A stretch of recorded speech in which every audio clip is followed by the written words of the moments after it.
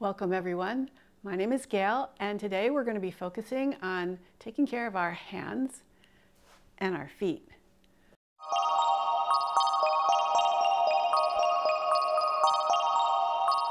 So let's start on our backs. And cross your right ankle above your left knee. Take the fingers of your left hand and thread them between the toes of your right feet. See if you can get the base of your fingers right up to the base of your toes. And we're gonna first put a little traction on our toe joints. So think of grabbing your toes and lightly pulling them away from your heels and feel that little bit of stretch there. You can even take your right hand and grab your arch and pull back away from your big toes a little bit. And we'll just hold this here for a breath or two. Now start to pull your toes towards the floor and then push your toes away from the floor. So we're flexing and extending our toes. It's really important to have a good range of motion in our feet. These feet are made of 26 bones and 33 joints and over 100 ligaments. So they're made to move. They're made to move in a lot of directions. Now see if you can just do a little gentle twisting of your foot.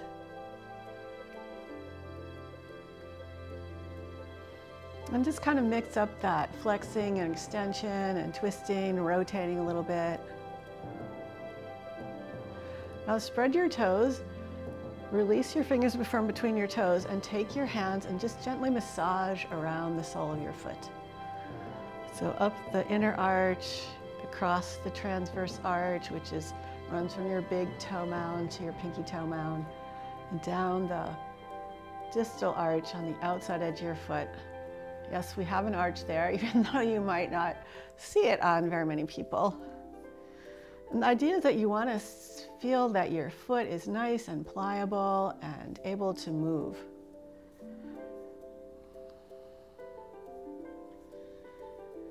Good, and now we'll just actually pause for a moment. I like to pause and just notice the difference between your 2 feet from just giving it a little bit of attention, a little bit of care. And now we'll do the other foot. So cross your left ankle above your right knee, thread the fingers of your right hand between the toes.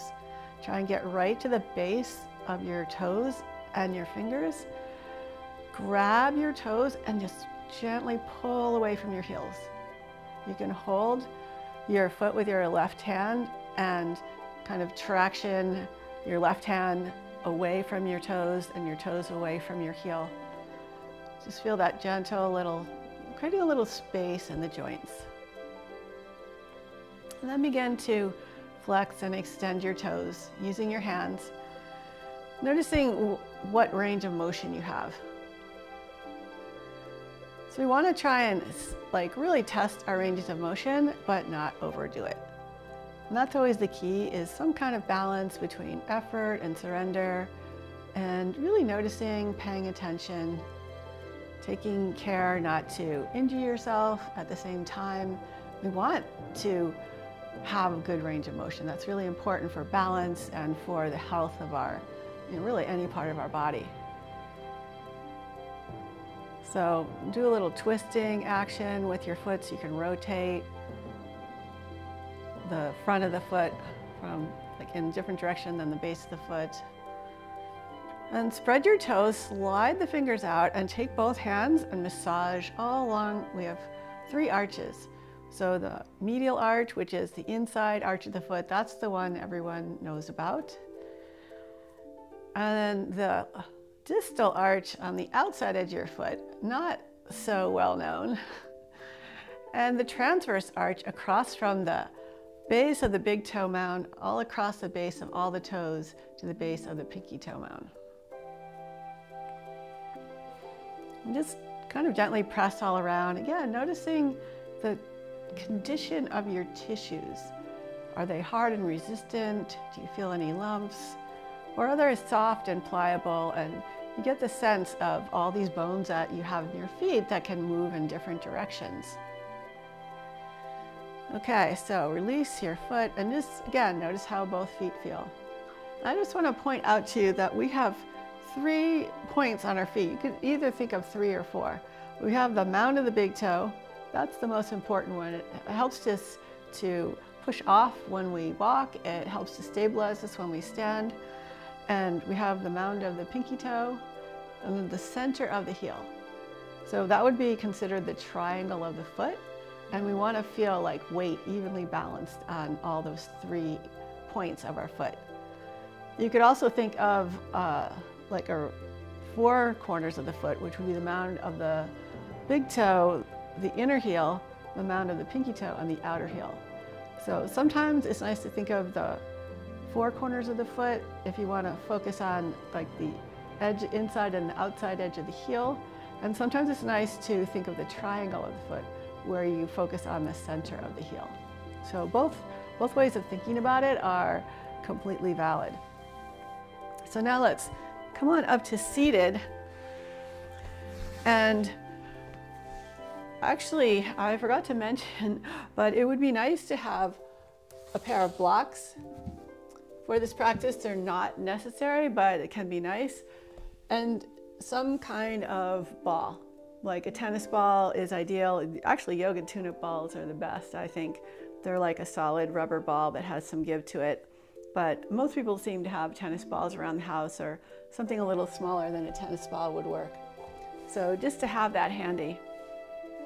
We're going to start by lifting our hips, tucking your toes so they're facing forward, and sitting back towards your heels. So this is where a pair of blocks could be nice. And for some of you, this might feel uncomfortable and very tight, but we're trying to find just the right amount of pressure so that we're stretching the fascia on the bottom of the feet, giving our foot a good stretch. This can be really helpful for conditions like plantar fasciitis, or even if you don't have plantar fasciitis, still it's good to have nice stretch through your feet. We're stretching the tendons of the feet now as we do this. And the more you lean back, the more weight you press into your toes, the more of a stretch you'll feel. Also, see if you could notice the weight distribution between the big toe mound and the pinky toe mound. So if there's some restriction in your big toe, you might tend to roll to the outside, which is what I tend to do because I jammed my big toe a long time ago, and like there's still repercussions from that. It's still much tighter, has a little bit less range of motion than my left foot. So whenever we do anything, there's always opportunities to learn like where the imbalances in our bodies are, where we're strong, where we're weak, and to just use that as guidelines for making sure that we take care of ourselves doing the practice and don't overdo it, but at the same time don't underdo it. Like the purpose of this practice, part of it is to kind of test your edges and to find where your limits are, just so you have that like as almost a map. So release your toes and tap the tap of your feet lightly on the floor. And now we're going to keep our toes pointed and sit back and start to lean back. So lean back and then think of contracting your belly and pulling your knees away from the floor. So the knees are lifted up and you'll feel a stretch on the top of your feet, the front of your ankles. You can bring your hands behind you and lean back a little more.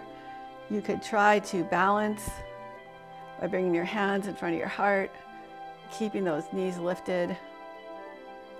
And remember, you can always come out early no matter what we're doing, like if it doesn't feel right for you. So now let's come up to standing and just balance on one foot and kind of shake out the other foot. Now you can always have your hand on a wall or a chair or something to help you balance.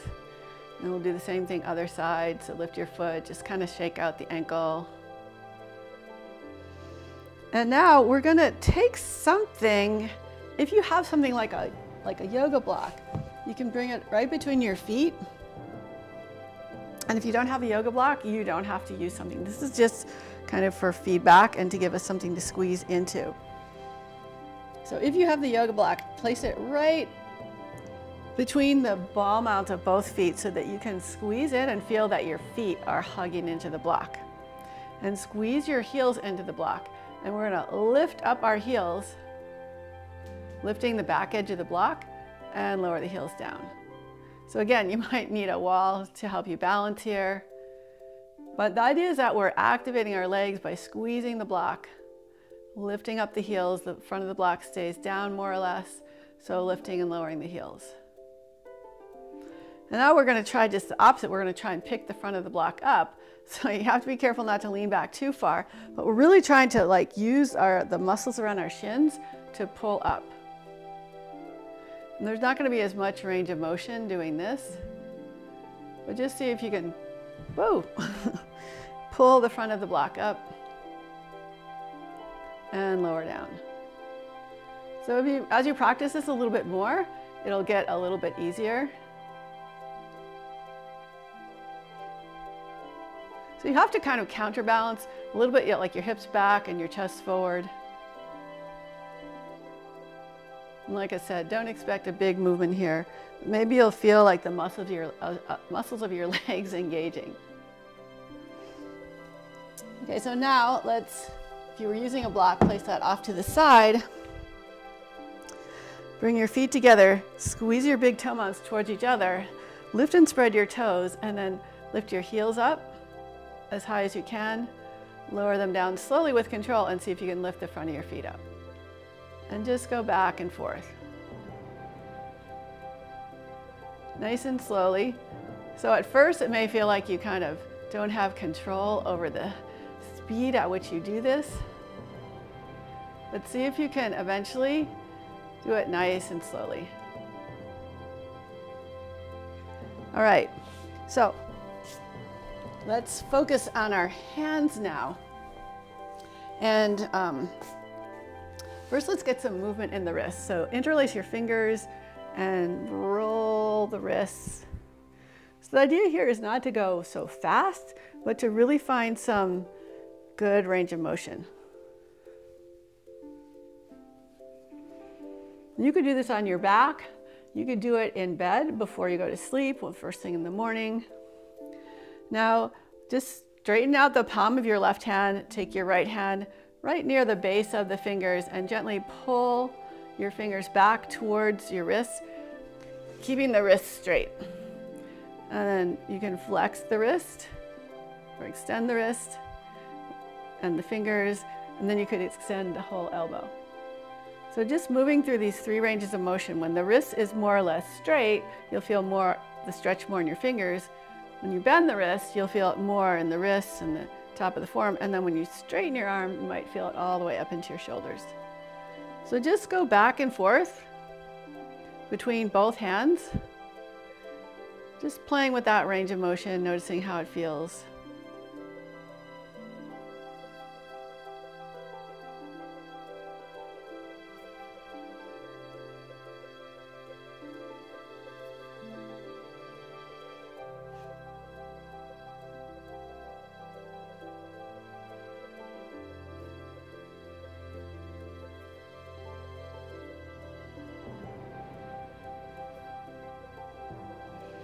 And now we'll do the top of the wrist. So you can make a fist, or you can keep your fingers straight and take the opposite hand and just pull your fingers towards the underside of your arm. You can think of stretching your wrists forward. And just go back and forth between stretching out the top of your wrist and the bottom of your wrist. And again, you could do this whole routine in bed. It feels really good. Good. Now let's come onto our hands and knees in tabletop, bringing your hands directly underneath your shoulders. Spread the fingers nice and wide and keep the thumb at a relaxed distance from your index finger. So you don't want to overspread the thumbs. That will just add tension into your hand. And now think of gripping the mat with the pads of your fingers. So the pads right here, not the tip of the fingers, but the pads of the fingers. And when you grip, notice that your middle knuckles, this middle knuckle here, it kind of lifts up. Instead of flattening down, it lifts up a little bit. So think of that, you're grabbing the mat with your hands. And just start to circle your weight around your hands. Notice how the weight shifts. The feeling in your hand changes. Reverse the direction of the circles.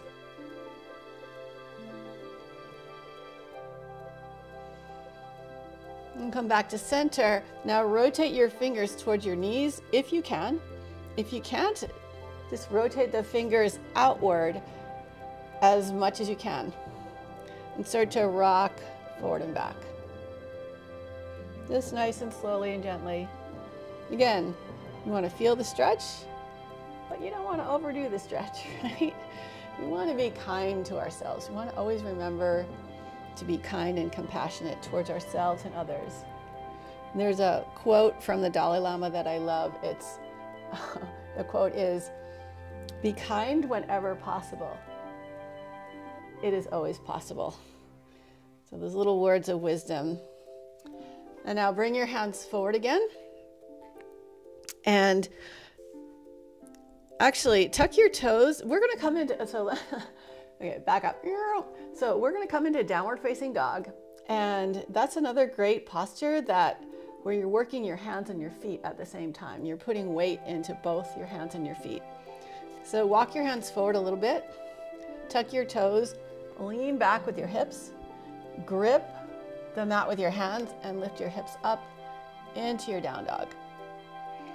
So the idea here in down dog is to get weight back towards your feet.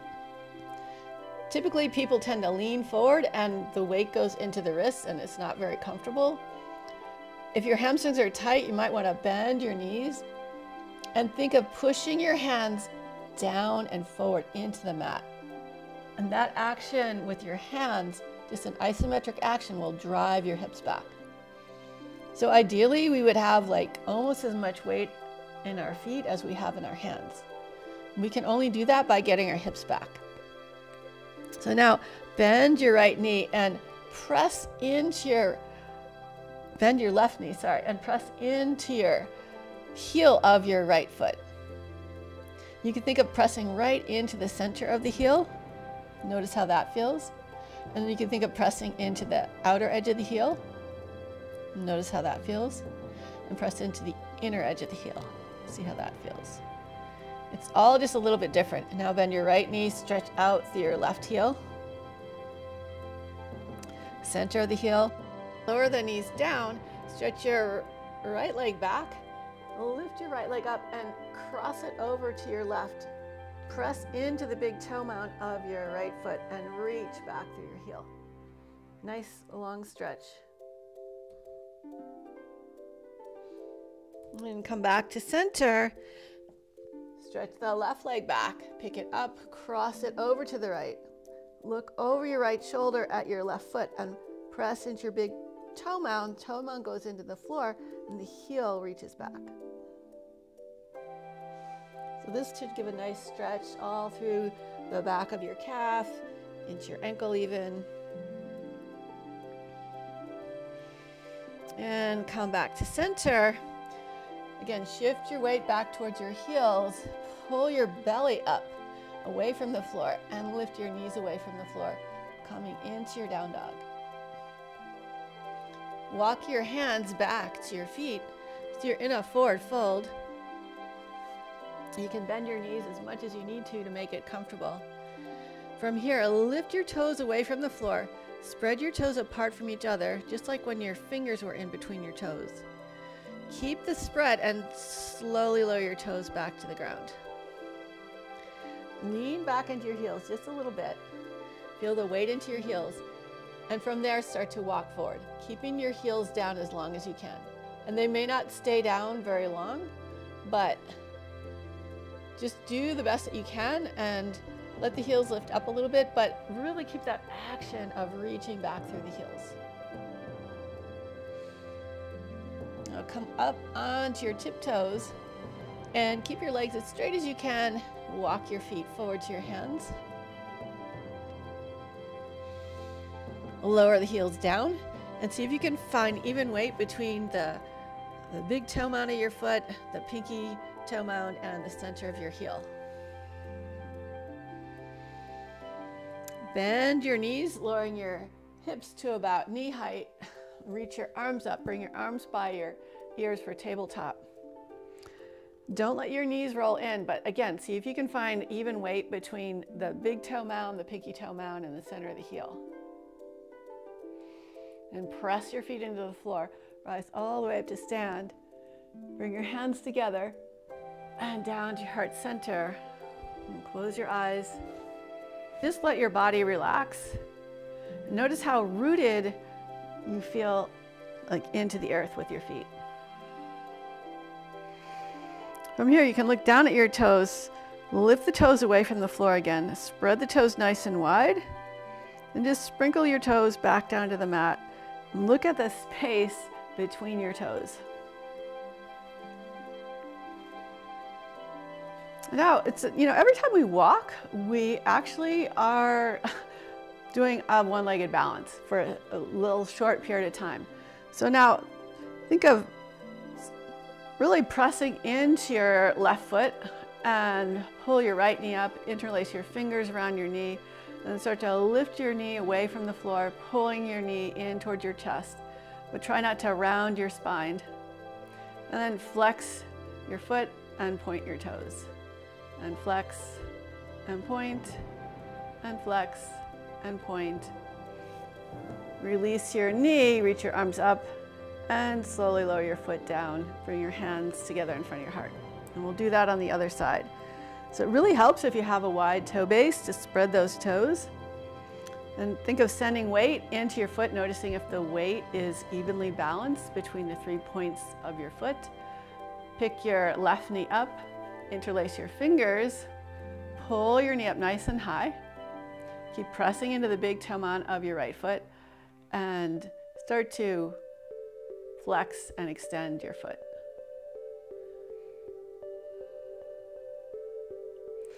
Good, release your arms, reach your arms up, release your knee, reach your arms up, and lower your foot and your hands to the floor.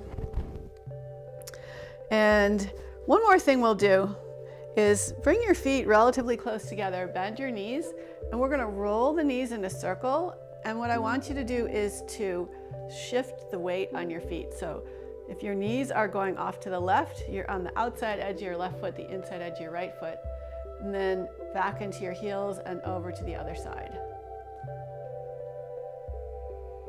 So just doing this circular motion with your knees will give your feet a nice massage. And same thing, other direction.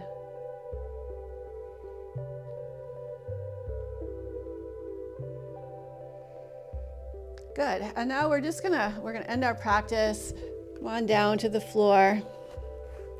Slowly lower onto your back. And we'll just do a short savasana to kind of seal off our practice, to end the practice. So straighten your legs out, let your feet flap open. Let your palms of your hands face the sky, and let your whole back relax into the floor. And notice any sensations of energy you might be feeling in your hands and your feet. Softly breathe in through your nose and softly exhale through your nose. Let your back ribs relax into the floor. And as you breathe, see if you can feel movement in 360 degrees direction. So as if there was a big beach ball inside your body, inside your ribs, inside the chest, inside the belly. So that as you inhale, that beach ball blows up and expands. And as you exhale, it releases and relaxes.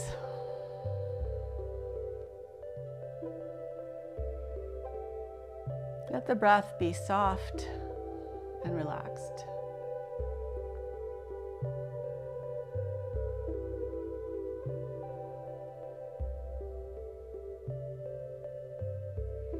I'll stay here with you for about 5 more breaths.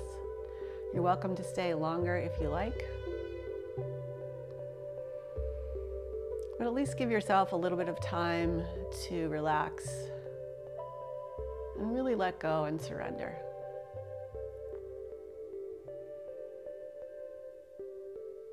Feel the movement of your body from the movement of the breath.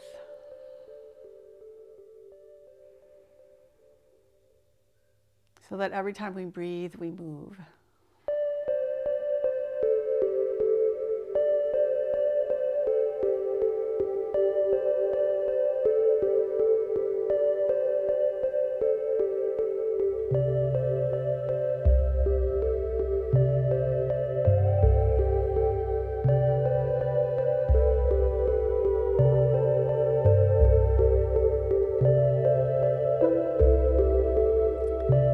Stay here a little longer, or you can stretch out your fingers and your toes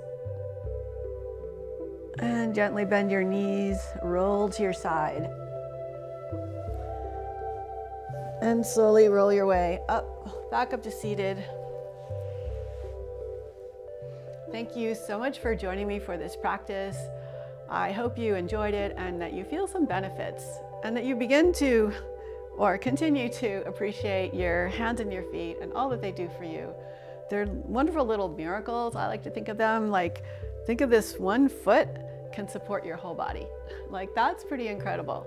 So I hope you enjoyed this practice. Please hit the like button, subscribe, sign up for my newsletter, and see you. Oh, this was day 2. I should have said this in the beginning. This was day 2 of the 7-day Good Morning Yoga journey. And so I hope you continue with me for the rest of the journey and onward from there. So have a great day. Namaste. Sign up for my email list with the link in the description below for special events and inspiration for healthy living. Thanks for joining me today, and I look forward to seeing you again soon. Bye.